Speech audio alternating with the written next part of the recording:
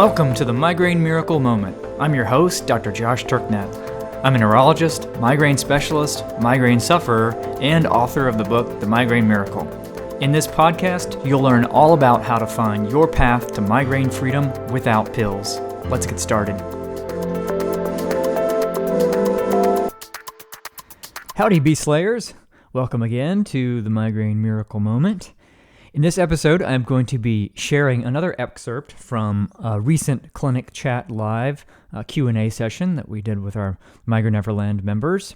The question was, what 3 things have I changed my mind on with respect to health and migraines over the past year? So stay tuned for my answer to that question.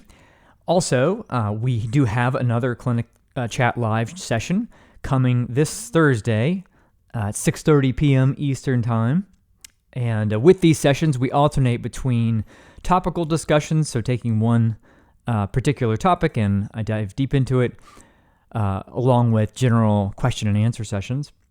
And this next one is a topical one, and it's all about the link between histamine intolerance and migraines. So there's a reasonable chance that you've heard of the term histamine intolerance and know that it has, or it's implicated in some way to a connection with migraines. But like so many other topics in the world of migraine, it's one where there is a great deal of confusion, in part due to the indiscriminate way in which the term is often applied, as well as the myth-making potential of the internet. So some of the things or questions I'll be covering in this Clinic Chat Live are, what is histamine? What's the relationship between histamine intolerance and migraines? Is it even a real thing or just an innocent scapegoat? How can you tell if it's a problem for you? And if so, what should you do and how should you modify your diet and other behaviors in order to deal with this issue? So all in all, the objective is to clear up the confusion on this topic, separate fact from fiction, and then leave you with some very simple, actionable steps that you can take to ensure that histamine isn't secretly sabotaging your path to migraine freedom. And again, these live sessions are part of membership to Migraine Neverland, along with access to the recording of all of the prior ones, plus the entire archive of Clinic Chat transcripts from the past several years. And you can also just attend a single session. So if you'd like to do so, you can visit at mymigrainemiracle.com/histamine. All right, and now here is the excerpt from our last Clinic Chat Live session. What's 3 things that Dr. T has changed his mind about within the last 12 months regarding diet, health, and lifestyle? I responded, Oliver, that was a loaded question because it assumed that I'd changed my mind on 3 things. So I'm gonna rephrase it to simply just the things kind of that I've changed my mind about over the years or kind of updated my thinking on. And I do think it's a good question because it's super important to be, open to change and open to updating our views on health and diet and lifestyle and nutrition, in the face of new evidence and new things that come along. And I kind of think about there being two kind of categories here. One is the stuff that's kind of rock solid, fundamental laws of health and nutrition, and things like, sleep is always going to be imperative, including for migraine protection. So, there's never going to be a scenario where getting 2 hours a night is going to be part of a migraine protection strategy. But there are, areas of, still there are areas of uncertainty. Where there are open questions when it comes to, health in general, and then open questions when it comes to, the sort of best practices for migraine protection. And in some of those cases where we have questions that remain open, we still have to make some kind of recommendation or have, we still have to act in some way. We have to go on the current state of the evidence. But we know that the science is going to change. one example there is, take the field of gut health, or specifically the gut microbiome, and kind of how it impacts us and how we can modify it. And it's still very, very early days in that area. So that's something that we know is super important, but that you should also expect to see a lot of change in. So I was trying to think back to where I've changed my mind, or at least adjusted my thinking in certain areas, kind of since the book came out. That's part of the reason for this community, and for working with everybody in Migraine Neverland and beyond, is to continuing to update and refine the program. Part of the challenge here is remembering what I used to think. But also the greatest shift for me has been sort of how I thought about health before getting into ancestral health at all, and how I think of it now. So, I used to be of the opinion that if you didn't drink or smoke or develop a drug addiction, then you were doing pretty much all you could to prevent disease. And that was because, in my view, then, most diseases were driven, outside of the ones that were directly linked to smoking and drinking, most were driven by genes and aging. And that I no longer believe at all. Rather, that our environment plays the major role in the vast majority of diseases and conditions that we'd like to avoid, and specifically environmental mismatches in our diet and lifestyle, and that our genes only kind of influence the scales one way or other, depending on what environment we're in. And furthermore, that most of the things that we've attributed to aging, in other words, that we'd thought were kind of inevitable deteriorations in our physiological function as we age, were rather also due to mismatches, and not just, from more time on this earth. So those have been the biggest areas by far, and that's why it's completely kind of redirected my own focus in health. Unfortunately, most doctors probably still hold the view that I used to, and that remains one of the big impediments to improving the health of our population. But in terms of my own, since sort of the book came out, in terms of my own thinking, probably one would be the importance of the concept of energy density for those with migraines and those implementing the program. So specifically, foods where we don't register the amount of energy we've added into the system until we've consumed more than we probably needed. So and that would include foods that are kind of still within the realm of evolutionarily appropriate. So things like nuts, large quantities, things like purified oils like coconut oil or olive oil, for things other than cooking, where you're just consuming them directly in some form. Things like milk and certain forms of dairy.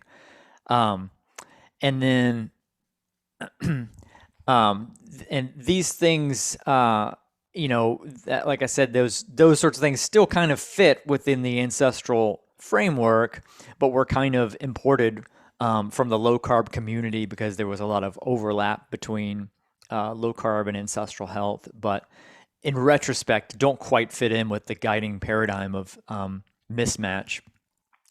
Since you couldn't, rarely would our ancestors have been able to consume large quantities of nuts and handfuls, maybe occasionally, but they take a lot of work. Same thing with, milk, and same thing with purified oils.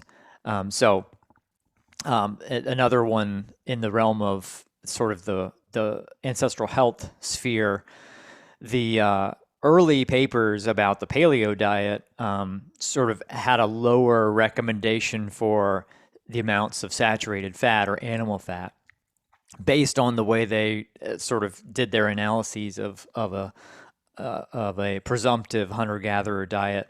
But those ended up being based on eating just the meats of the animals, and ignored the fact that the people were eating nose to tail. So once you factor that in, it changes significantly the fat calculation. So that's been an area of change in the sort of ancestral health community. Another area specifically with kind of the Migraine Miracle Program would be the approach to certain kinds of starches. So there was a point probably early on where I would have been more skeptical of any form of plant starch. But now, I think there are safe forms, at least in moderation. So root vegetables that don't come bundled with other potentially problematic toxins, which we've talked about before. So things like sweet potatoes and turnips and carrots. The caveat there being, still recommending eating those as part of a mixed meal to avoid significant spikes in blood sugar, and just sort of tailoring that to kind of where you are on the timeline of recovery.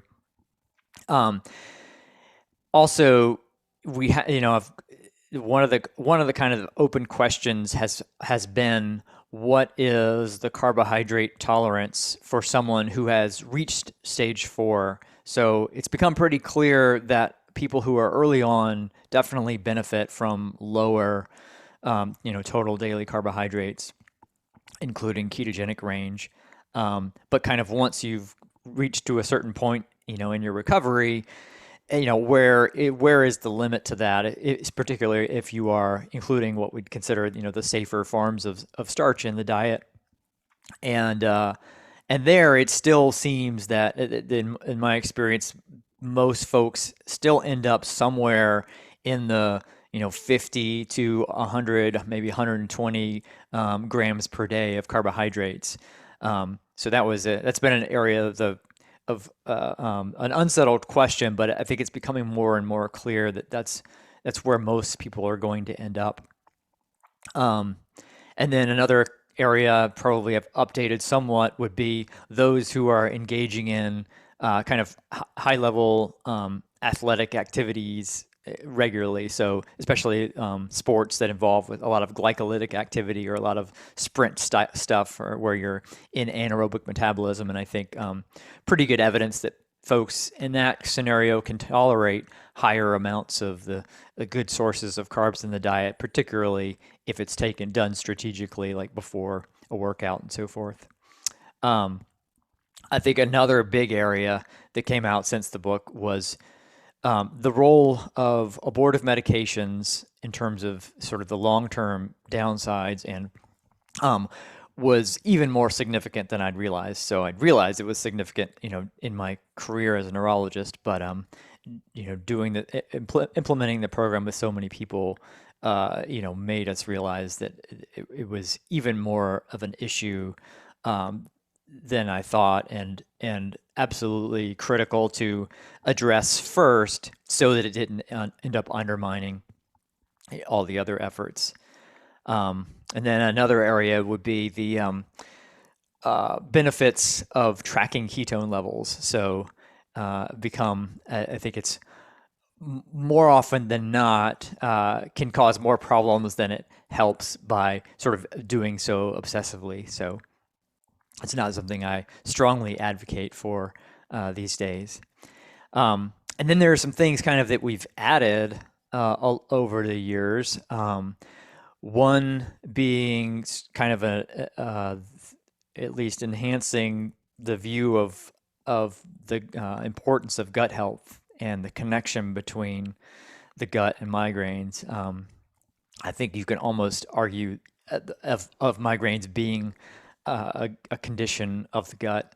It seems to be so fundamental to its pathogenesis.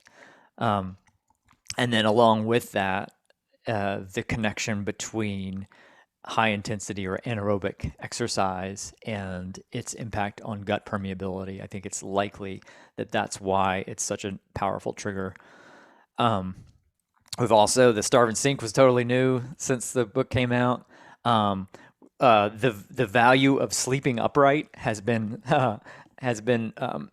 impressive. That something we've discovered, something many other people have independently discovered, and can speculate why it is. And particularly what I'm talking about is the value of sleeping upright when you have a migraine. So to prevent the escalation that happens overnight, and sometimes even as an abortive strategy. So that's definitely something new. Also, the avoidance of eating close to bedtime, so that 4-hour window, so that you're kind of at metabolic equilibrium when you go to sleep. That's something that's kind of evolved. The other being the use of, and this is a question that will come up later in this chat, but the use of carnivore in certain contexts, or a meat-only approach for a while. So let me see if I had anything else. Oh, one other along those lines, another open question in my mind that I still go back and forth on is the tolerability of plant foods, and that gets to the carnivore issue, and I'll talk about that in a minute. But how we should kind of think of plant foods in the diet. Whether they should be a significant source of calories, whether we should just use them kind of as vitamins, or whether we should conceive of them at all as part of an optimum diet. So that's still an open question in my mind, and I'll talk a little bit more about it in the question we have about carnivore. All right, so those are all the things in terms of the open questions that remain, and the areas that will likely continue to evolve over time. All right, thanks again to Oliver for his question. Again, that was an excerpt from our last Clinic Chat Live question and answer session. Some of the other topics that were covered in that one were, can casein cause a leaky gut? A casein being a protein in dairy. Is taking a daily baby aspirin for other reasons problematic? Is there a difference between right-sided and left-sided migraines? Are there alternatives to eating eggs or other ways to get the same benefits or nutrients of the egg yolk? Can eating keto increase the chances of developing fatty liver disease? Are herbal teas okay on the Migraine Miracle Program? And how long should I be on the plan before introducing milk back to the diet? And what about yogurt? So again, those were some of the questions from the last Q&A session, and the replay is available in the Clinic Chat Live archive inside of Migraine Neverland. And if you want to learn more about becoming a member, just go to mymigrainemiracle.com and click on the Resources tab on the top menu. All right, that's all for this episode. Now it's time to go out and slay the beast.